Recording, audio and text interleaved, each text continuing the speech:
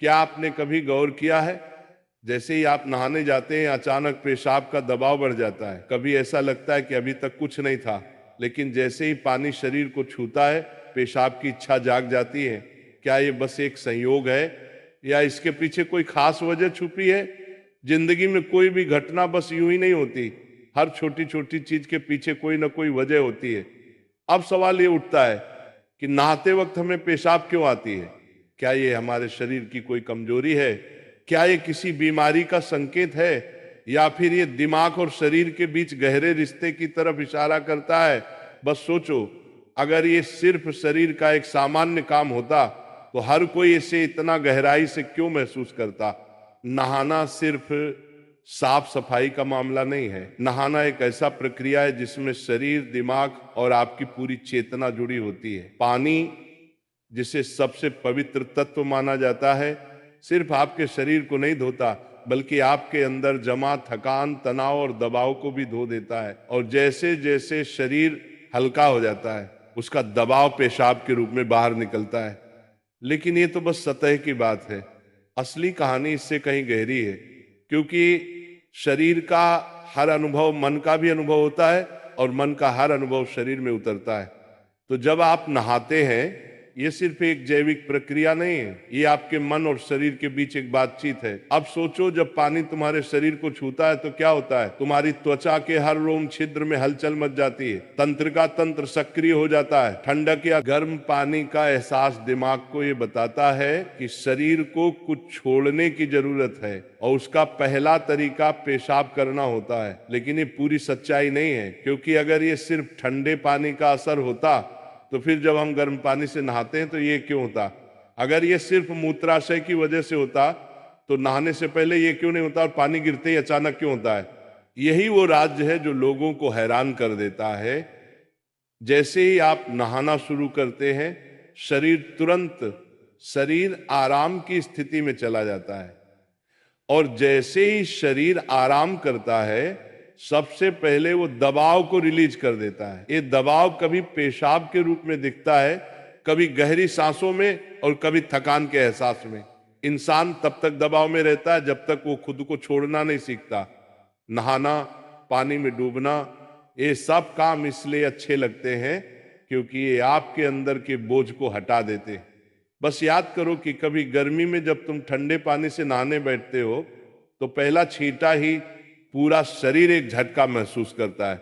उस झटके में शरीर कुछ देर के लिए नियंत्रण खो बैठता है, और नियंत्रण खोने से इच्छा पैदा होती है। अब आप सोचेंगे कि क्या ये हर किसी के साथ होता है? हाँ, लगभग हर किसी ने कभी ना कभी इसे महसूस किया होता है। लेकिन फर्क ये है कि कुछ लोग इसे सामान्य समझकर भूल जाते हैं, और कुछ इसके पीछे छुपे राज की तलाश शुरू कर देते हैं। और जो तलाश शुरू करता है वो जिंदगी के असली ज्ञान के करीब पहुंच जाता है। क्योंकि यहाँ एक नाजुक बात छुपी है, पानी और पेशाब दोनों एक ही तत्व से बने होते हैं। जब पानी बाहर से शरीर को छूता है तो शरीर के अंदर पानी का तत्व भी प्रतिक्रिया करता है। यही प्रकृति का संतुलन है, ये एक अनुनाद है। शरीर और प्रकृति के बीच रिश्ता आईने जैसा होता है, जो कुछ बाहर होता है वो अंदर भी परिलक्षित होता है।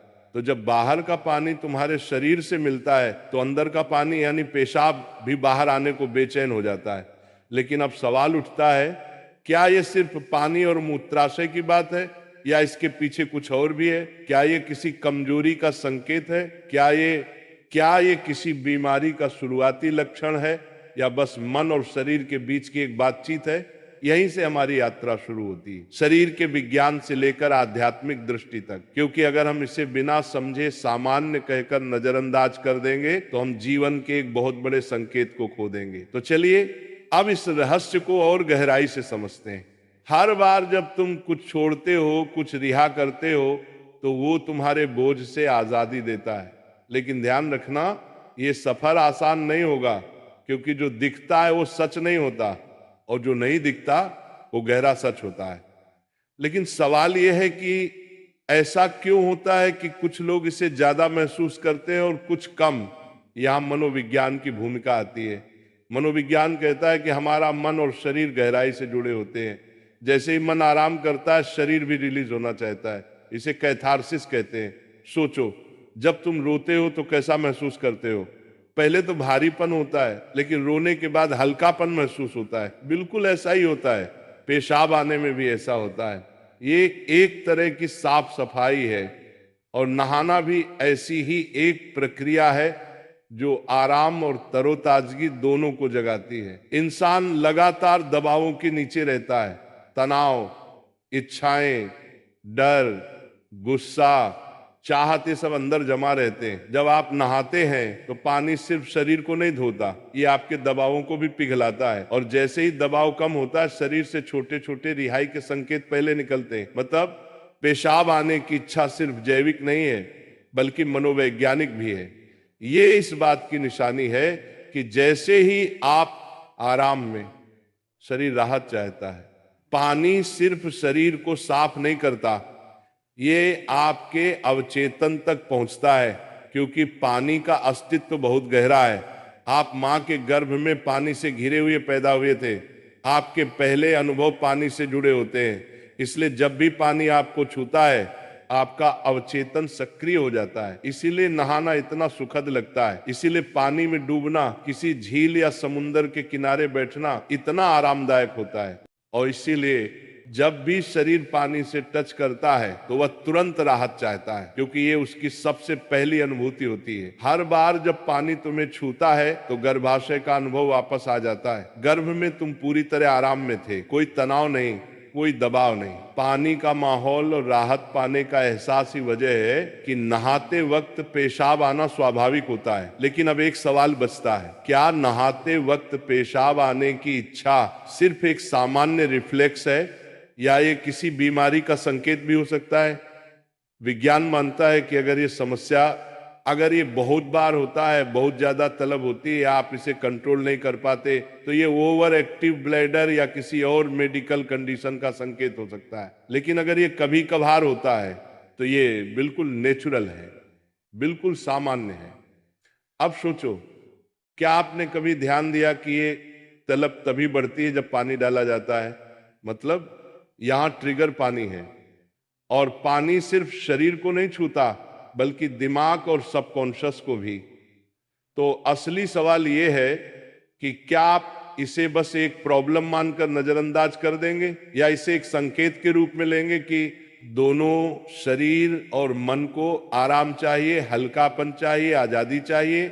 हर तरह की रिहाई सिर्फ जैविक नहीं होती, ये आध्यात्मिक भी होती है। आपको छोटे छोटे रिहाई के मौके दिए गए हैं ताकि आप एक बड़े रिहाई की तरफ बढ़ सकें। पेशाब, आंसू, हंसी, ये छोटे रिहाई के तरीके हैं, लेकिन ध्यान सबसे बड़ी रिहाई है। मतलब अगर आप समझ पाओ कि इच्छा क्यों आती है, तो ये सिर्फ एक शारीरिक अनुभव नहीं रहेगी, बल्कि ध्यान की तरफ एक कदम बनेगी। चलो अब नाम जप करते हैं राधा रानी का, तो मेरे साथ बोलेंगे, राधे राधे, जय राधा रानी की जय, राधा रानी की जय, राधा रानी की।